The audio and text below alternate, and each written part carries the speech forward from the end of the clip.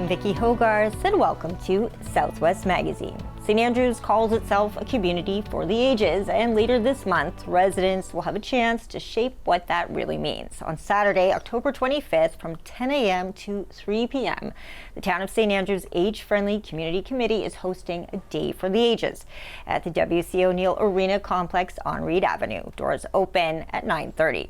The event is designed to bring youth, adults, and seniors together in one open session to share ideas on how we can keep building an interactive, age-friendly community, one where everyone can live healthy, active, and independent lives.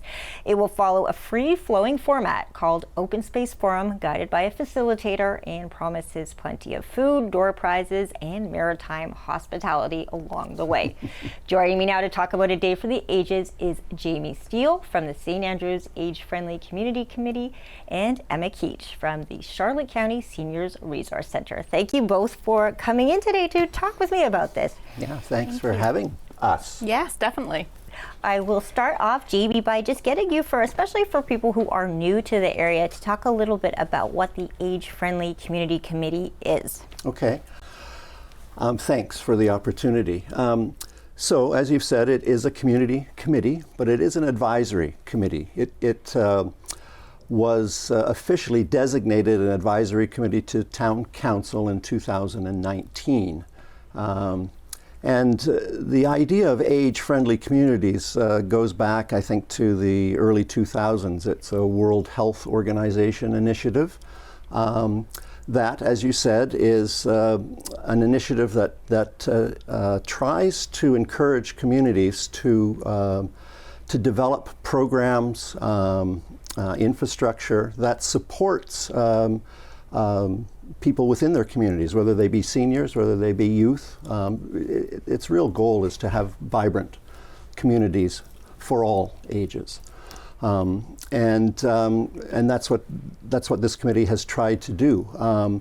This event coming up, the Day for the Ages, is the Day for the Ages 2.0. We had an initial Day for the Ages back in 2018, which brought, again, community members together in an open space forum.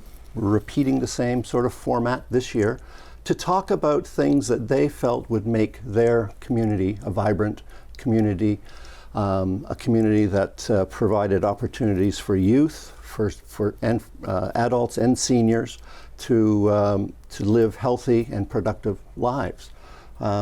So that's what we're doing. Again, we developed a 5-year plan out of that first Day for the Ages, and we've worked our way through the 43 objectives that we got from that initial session, and now we're wanting to create another 43 or 50 or 30 objectives to move us forward. Well, I think what's so great about having a Day for the Ages over 5 years ago to look back on is we can say, what were the successes of the first one? What were some of the things that people talked about and agreed upon were things they wanted to see in their community that since then you've been able to either put into action and realize or get started? Right. Well, a number of things. So the idea of a Day for the Ages, again, this World Health Organization initiative, which was adopted by the province of New Brunswick, and the province encouraged communities to become age-friendly. There were 8 pillars that they felt was a starting point that maybe communities might want to focus on. And the 8 pillars included housing, transportation, outdoor spaces and buildings, respect and social inclusion, social participation, civic participation and employment, communication and information, and community support and health services. And so what this age-friendly community has done was, it's actually, it's all part of a stream, an interwoven set of ideas that I think started with around the idea of the need for a new Passamaquoddy Lodge. And from that, this age-friendly committee was established, Sandy Morgan had actually found out about this program and felt it was important that maybe this was a way that the development of a new Passamaquoddy Lodge might be a little more community-centric, you know, and not separate from the community, but involve the community a lot more. And then through this Day for the Ages and the gathering of people to talk around these 8 pillars, a number of action items were developed, including things like the sort of the wellness center, in a way, sort of came out of that, the need for a new space that would house not only medical facilities but space for we have physiotherapy, space for a dentist if at some point we have a dentist, a room for other activities to take place, and over time the opening of a seniors resource center, and Emma's here to sort of talk a little bit about that in time, but that's all part of this whole process. The idea, like it or not, of one way on Water Street during the summer is something that sort of came out of this initiative. Blinking stoplights, the exercise center down at the point, the washrooms along the trail, benches along the trail. The youth center, and not that the youth center was the idea of the committee, that was something separate, but we've grown that to include adults and seniors to use the space when it's not being used by youth, and trying to develop programs that involve youth and seniors. The hiring of a recreation director, Mervyn Hanselpacker now, is fully involved and engaged in this committee. So things like that have come out of this initiative. And you see the ripple effect as well when I look at the work Emma is doing at the Seniors Resource Center, putting on the second Seniors Expo just recently too, and seeing the massive turnout for that, not just in terms of participants, but in the information booths and the resources that were there. It really is incredible to see that one spark go out the way it has. And being here at CHCO, we've been able to follow the progress of all these incredible initiatives that I don't know that everyone sees directly, those threads that are woven through, but it is quite beautiful to see it in action. And there are a number of New Brunswick communities that have been identified as age-friendly, and there was a recent gathering in St. John of these communities, and our representative Geoff Hewson was up to participate and came back and said, you guys really should be proud of what you've done, because you're far and away ahead of virtually every other community in the province. You've just had, and I think we've been very, very lucky because we've had buy-in from the community. I mean, having 100+ people come out to an event to participate for a day, having a town council, which has been very, very supportive. I mean, there's representation from staff, Mervyn, and in the past Paul Knopper, and we would imagine whoever replaces Paul. And we have representation from council as well. So we've been very, very, very lucky. Emma, for people who might be new to the community, I think you're a familiar face just like JB as well, but for people who are new, can you give us a little background on what the Charlotte County Seniors Resource Center is? It's located right here, for me, very accessibly in the W.C. O'Neill Arena here in St. Andrews, but you serve all of Charlotte County. But for people who don't know what you do, give us a little background. So the Charlotte County Seniors Resource Center was actually it would have definitely had a part from the Age Friendly Committee, which I just want to say they are incredible, the amount of work they've done and all the things they've achieved. But the Healthy Seniors Pilot Project, which was in 2022-2023, it had a huge response from the community, which we were very, very grateful for. And from that engagement, one of the things identified was the need for a resource centre. So we came along in November 2024, but what we do is we offer system navigation for seniors to help them navigate through different systems that can be very difficult at times.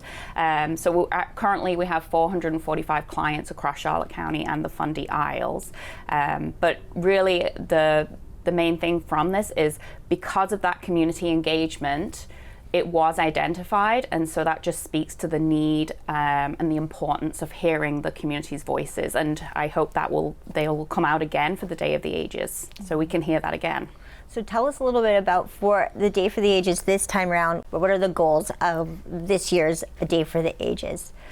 Well, it's to build on the past 5-year plan. As I said, we've sort of worked our way through most of the recommendations, and we're looking now to amplify things, build on that.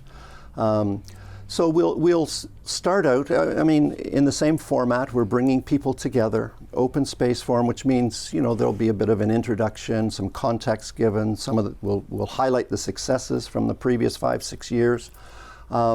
We'll use the 8 pillars that I mentioned as a starting point, a gang, and there will be small group sessions where people can sit around one of these criteria and talk about it for a period of time, and then they can move and talk about another. So people will have opportunity to go through, if not all, most of these pillars, to give their ideas about things that we might continue to do, or new things that we might do.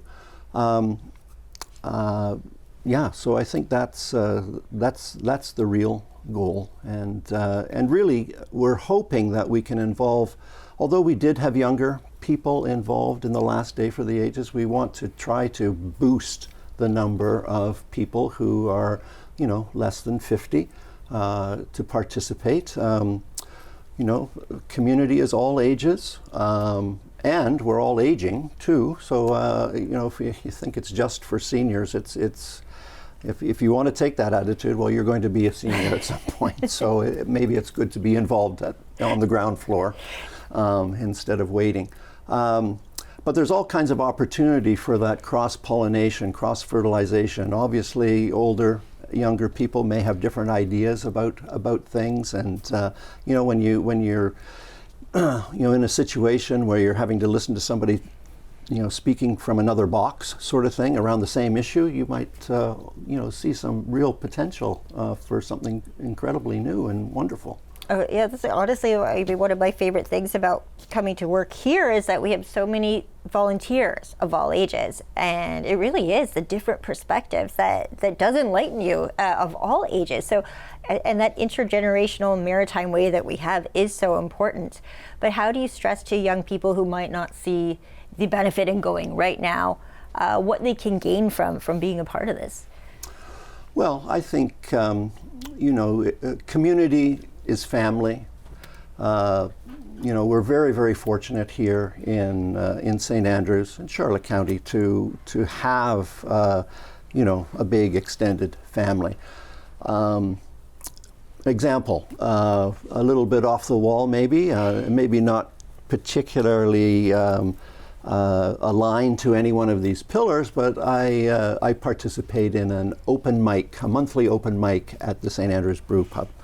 And I had some friends visiting who came along last night to the open mic. And an open mic is, people come up and play a few songs, whatnot. Well, this event has become quite popular, and it was packed to the brim.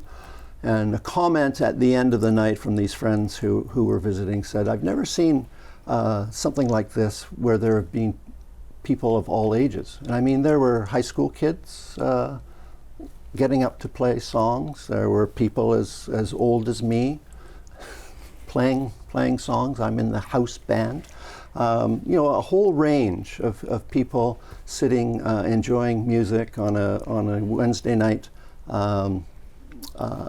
It was community, and it's the realization that it doesn't matter what age you are. There are all kinds of things that can happen that everyone can enjoy and benefit from. I think the older musicians can look at the youth and hear things. The original music being written about what's happening in their lives. It provides a window into people's own personal experience, and those younger people listening to older musicians who have, maybe been around the block. I mean, we're very lucky here in St. Andrews to have musicians who are professional musicians who have toured, internationally and still come out to an open mic, and, to have them, sort of lay out their experience for young people who may be aspiring to be a musician. I mean, there's no telling what connections might be made, and what everybody can get from a meeting or of this sort. And I will say, when friends visit from bigger cities and they come to this town and they realize that we are friends with all ages of different people, I think there is a little bit of envy for that intergenerational way of life we have here. So I do hope to see it on a Day for the Ages, because it truly is how so many of us live. And when you're at the Resource Center and you're hearing from clients of the Resource Center, what is hopes and challenges that they have in the community? Obviously, we're serving 60 plus, so I can only speak to that piece for the Resource Centre, but definitely the transportation and the housing is a huge challenge. So definitely, obviously, lots of things are happening to work towards making those things better, but those are the two main ones. From my perspective, I would just say that, I think we're very, very fortunate, again, as Jamie has said many times, in St. Andrews, and we all live here and we all take advantage of all these wonderful things that have happened, and I'm very excited for the day just to have my voice and to say what I'm looking forward to happening and being part of this plan, because I live here and I love St. Andrews and I want to see it thrive for all ages. So I'm excited.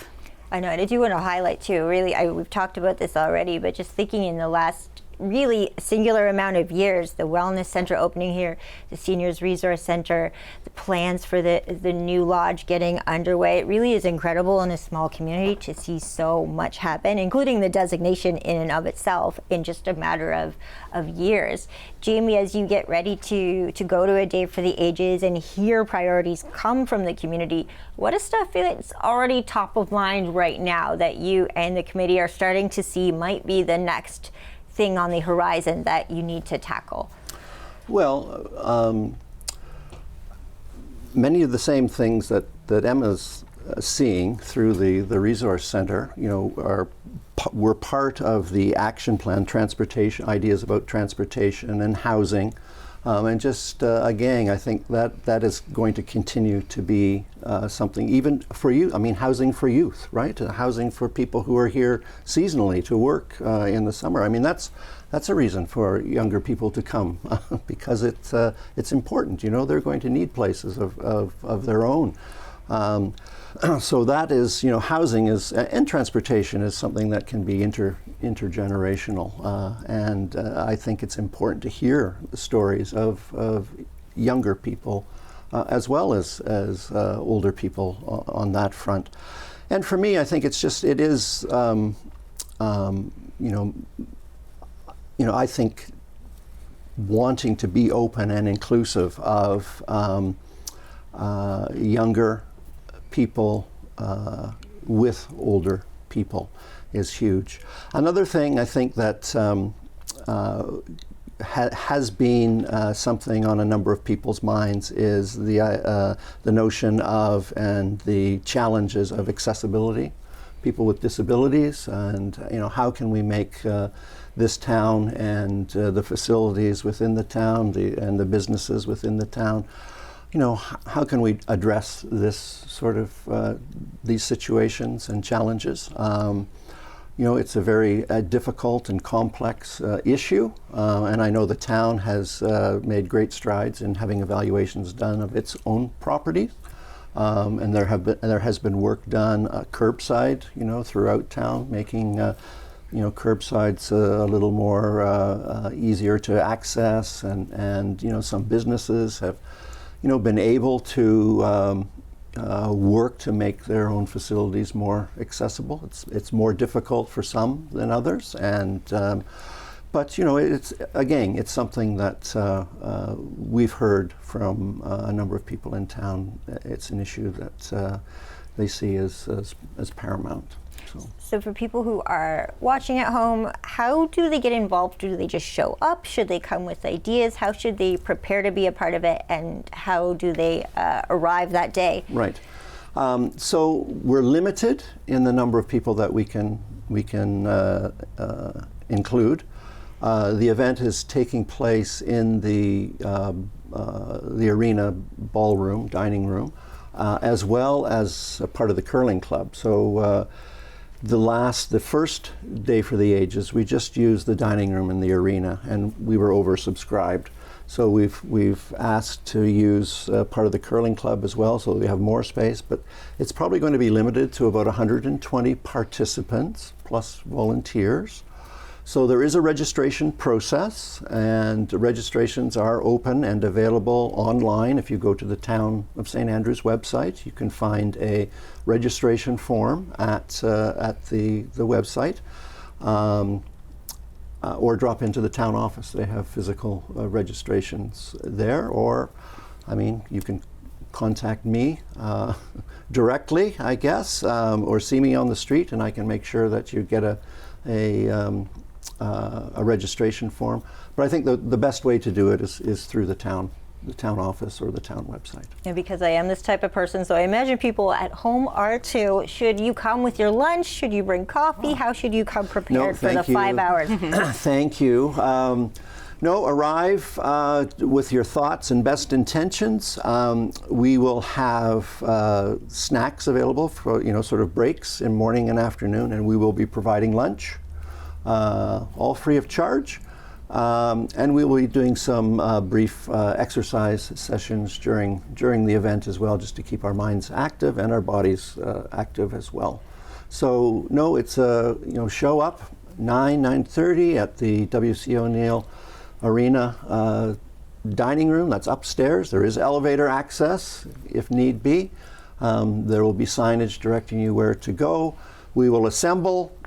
We will outline the day's activities. There'll be an introduction and some context put into place, so what's going to happen and why this has come about. And everyone will be asked why they're here. So we have a record of ideas that people have. Those will probably just be written down. We're not going to go around the room and ask everybody why they're here, because then we wouldn't have time to do. And then we will move into smaller breakout sessions addressing these criteria, and we will move throughout. Change tables, change criteria throughout the day. So people will have an opportunity to talk about a number of these issues. We have less than a minute left in this show, so for final thoughts, Emma, I'll start with you. Why should people come out to A Day for the Ages? People should come out because they should be invested in their community. Everybody wants the best for their community, and we want it to thrive. So we need voices for that, and we want to hear what people think. And these events are just crucial to hear that, so we can gather that information. And Jamie? I'll echo what Emma said, but also it's an opportunity to meet people in your own community. And there are a number of new people in town. We encourage them to come. Young people, come and meet others within your community, your elders, your allies. And yeah, let's just help continue to make St. Andrews thrive. And get registered. Yeah, registered. Yeah. Well, thank you both for being here, and thank you both for all the work you do for the community as well. Thanks. You. My guests today have been Jamie Steele and Emma Keech. A Day for the Ages takes place October 25th, starting at 10 a.m. at the W.C. O'Neill Arena in St. Andrews. I'm Vicki Hogarth. Thank you for watching Southwest Magazine.